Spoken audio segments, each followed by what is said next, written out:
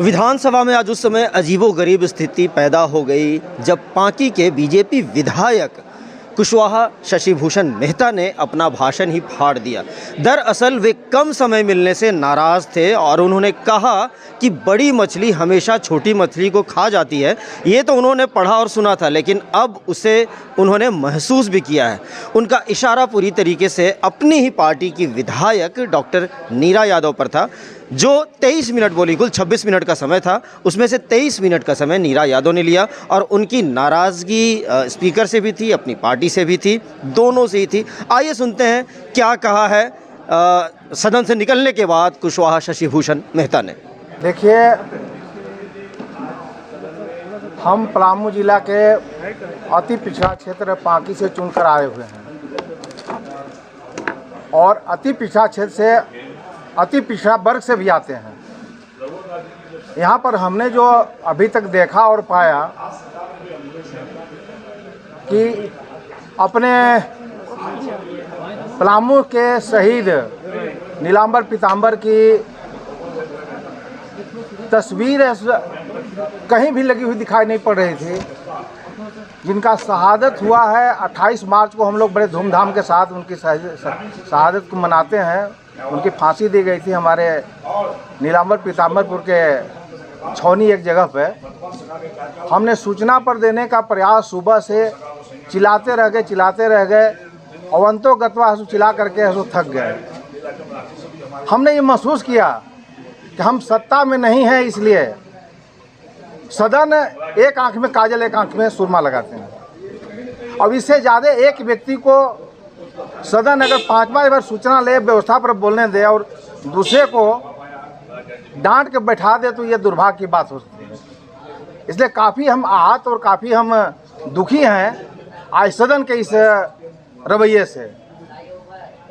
और साथ ही साथ पूरे सत्र में एक बार बोलने का मौका मिलता है, जिसे हमें पार्टी के नेतृत्व ने आज बोलने के लिए, शिक्षा पर बोलने के लिए दिन हमें दिया था कि शिक्षा पर आपको बोलना है।